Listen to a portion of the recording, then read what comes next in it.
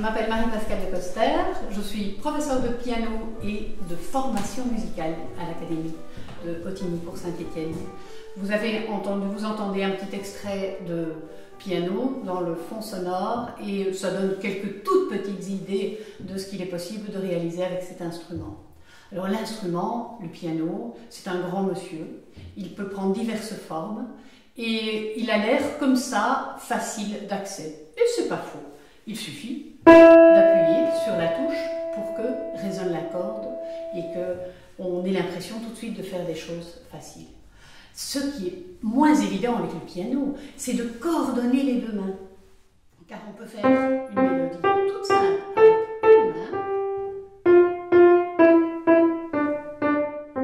Mais après, quand on ajoute l'autre,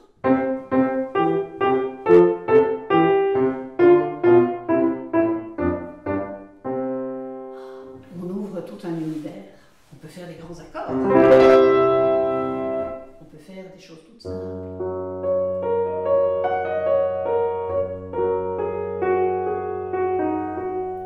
Résonner des pédales.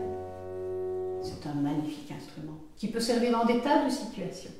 Il arrive qu'on doive découvrir un instrument, son morceau, sur des partitions, avec plein de signes qui ont l'air cabalistes.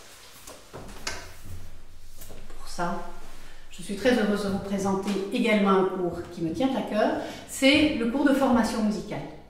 Que veut dire le cours de formation musicale? Eh bien, son nom dit bien ce qu'il représente. Formation à la pratique du langage musical. La musique, en effet, comme le langage, comme la parole, est un univers à elle-même. Elle est basée sur deux éléments principaux, le silence et le son. Le silence et le son peuvent avoir des durées diverses, courtes, longue. Le son peut varier en intensité, fort, faible. Il peut également varier en grave et en aigu.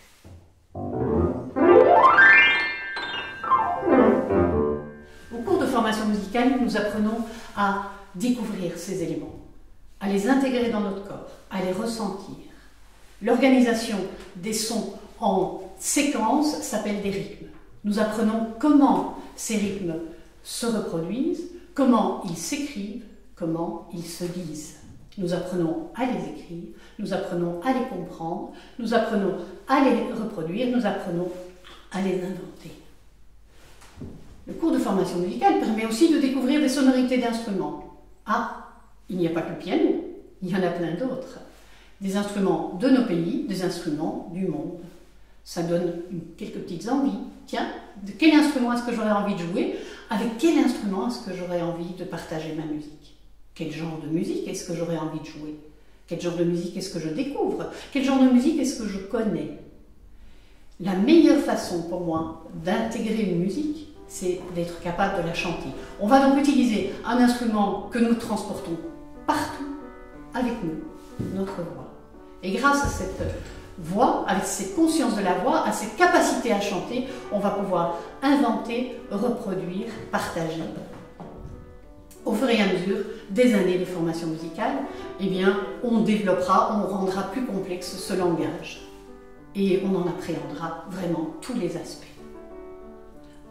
Jusqu'à être capable d'inventer soi-même sa musique, de l'écrire, de la reproduire, de la partager.